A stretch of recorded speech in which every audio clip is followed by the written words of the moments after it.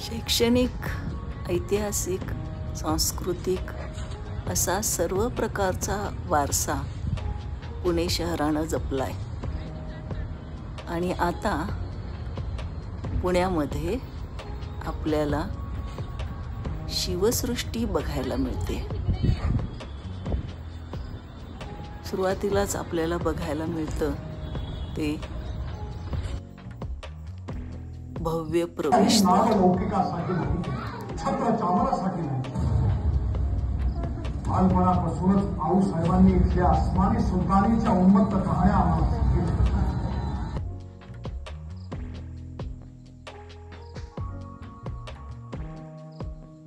इथून आत गेल्यानंतर आपल्याला दर्शन घडतं ते शिवाजी महाराजांच्या काळातल्या वेगवेगळ्या